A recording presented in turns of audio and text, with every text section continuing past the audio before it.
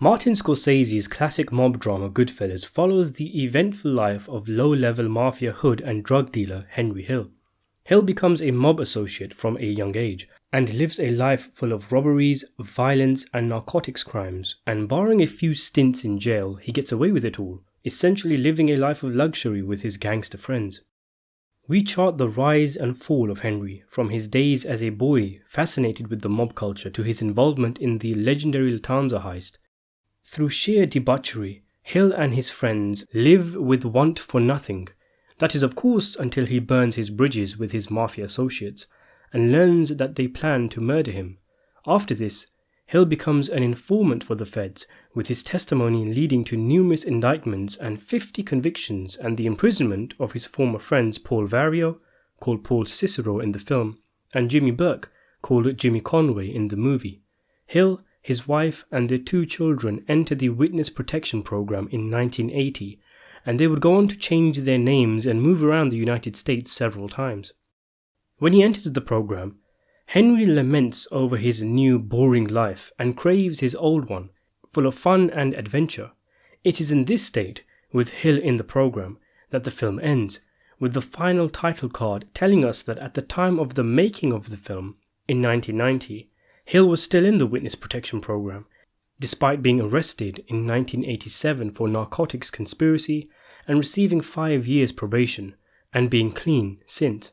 The title card also tells us that Hill and his wife Karen separated in 1989 after 25 years of marriage.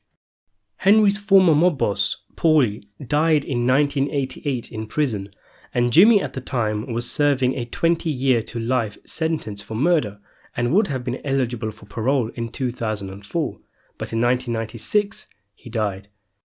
Now, given the film's ending, you might be forgiven for thinking Hill would go on to lead a relatively normal lifestyle, but this was not the case. In fact, Hill's life after he went into the program was actually made into a comedy film called My Blue Heaven, released the same year as Goodfellas.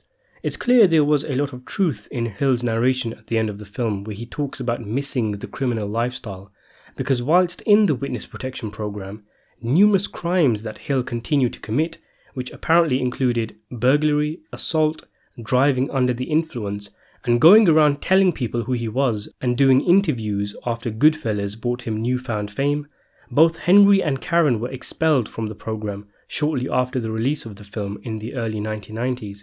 The duo's divorce was finalized in 2002. A year before this, Hill was arrested again on drug-related crimes in Seattle, where he had been living under a new identity as Alex Canslini. Hill subsequently, apparently, went clean, but then yet again was arrested in 2004 after leaving his luggage at Lee Birdfield Airport in Nebraska. His luggage contained drug paraphernalia and glass tubes with cocaine and methamphetamine residue. He was given a 180-day prison sentence, which was later changed to 4 years of probation. He was arrested again in 2009 for disorderly conduct and resisting arrest, something which Hill attributed to alcohol issues. Putting his drugs and crime issues to a side, in the early 2000s, while still wanted by the mob for his treachery, Hill began to appear in the media, in documentaries and in TV and magazine interviews, including one notable photo shoot for Entertainment Weekly, where he was filmed with Ray Liotta, the man who played him in Goodfellas, who encouraged him to go into rehab, which he did 2 days after the shoot. He was interviewed in 2004 by Charlie Rose for 60 Minutes and participated in a 2011 special edition episode of the National Geographic's Banged Up Abroad series. He featured on episode 3 of the crime documentary series The Irish Mob, where he spoke of his life of crime and his close relationship with Jimmy Burke.